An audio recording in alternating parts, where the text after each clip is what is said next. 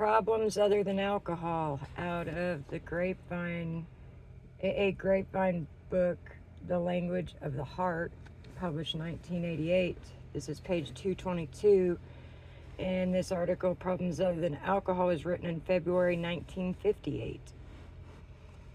Perhaps there is no suffering more horrible than drug addiction, especially the kind which is produced by morphine, heroin, and other narcotics.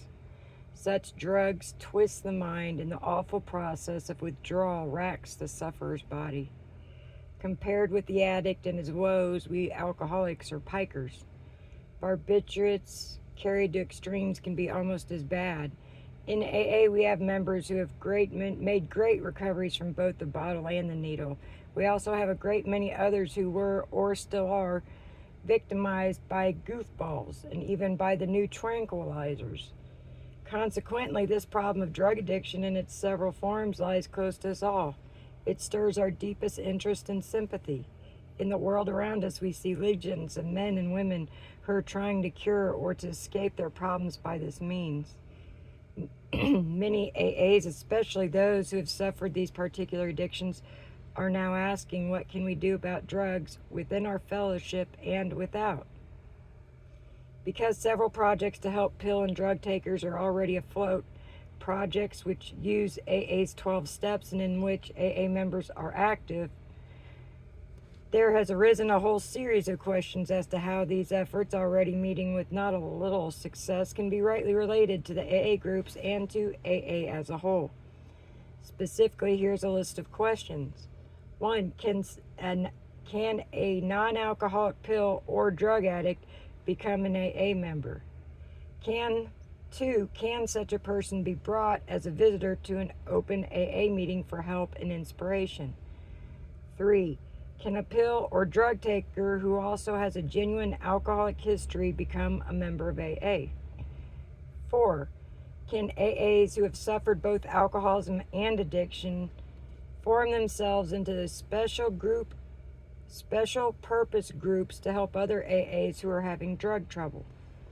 5. Could such a special purpose group call itself an AA group? 6. Could such a group also include non-alcoholic drug users? 7. If so, should these non-alcoholic pill or drug users be led to believe that they have become AA members? 8. Is there any objection if AAs who have had the dual problem join outside groups such as Addicts Anonymous or Narcotics Anonymous? While some of these questions almost answer themselves, others do not.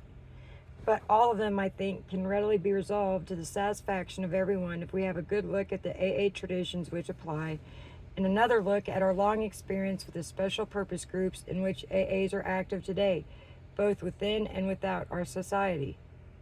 Now, there are certain things that AA cannot do for anybody, regardless of what our several desires or sympathies may be.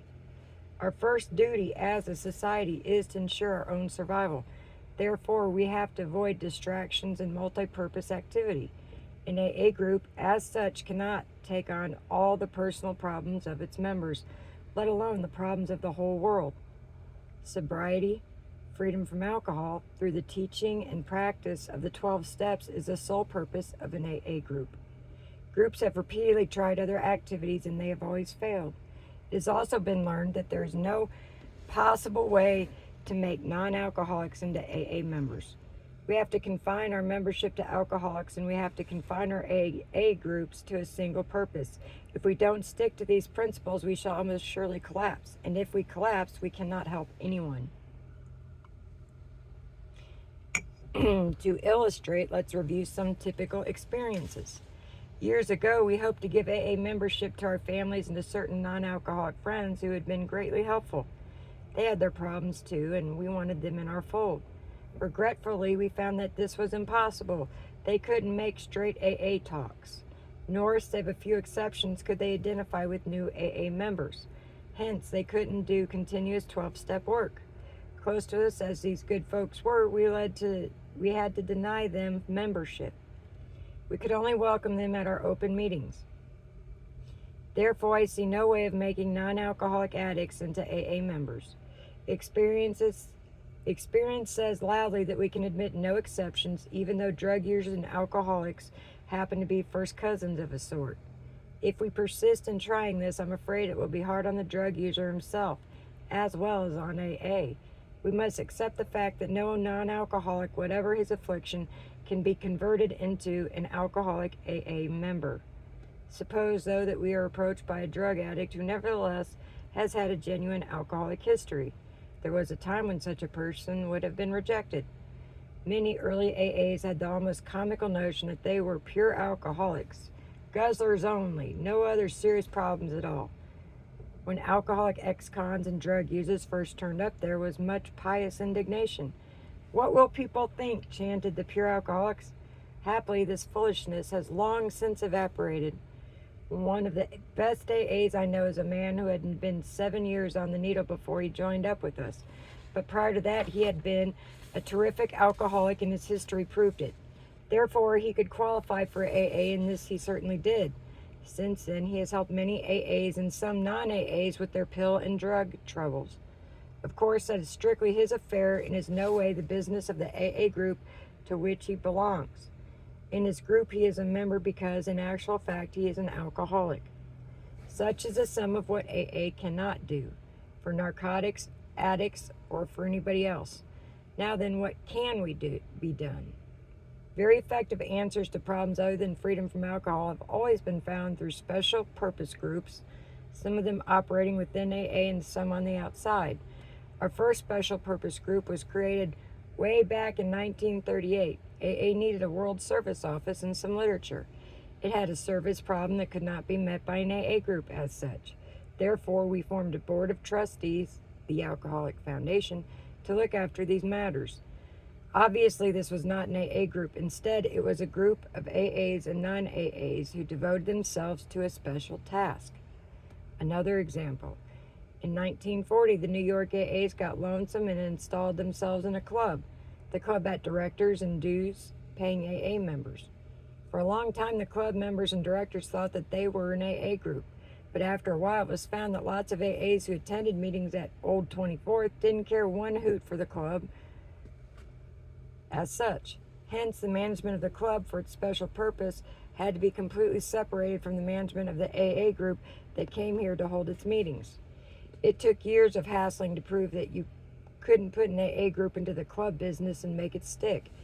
Everywhere today, club managements and their dues-paying members are seen as special purpose groups, not as AA groups. The same thing has happened with drying out places and 12-step houses managed by AAs. We never think of these activities as AA groups. They are clearly seen as the functions of interested individuals who are doing helpful and often very valuable jobs. Some years ago, numbers of AAs formed themselves in retreat groups having a religious purpose.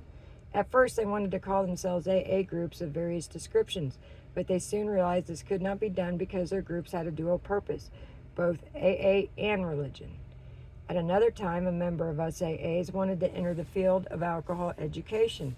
I was one of them. We associated ourselves with some non-alcoholics, likewise interested.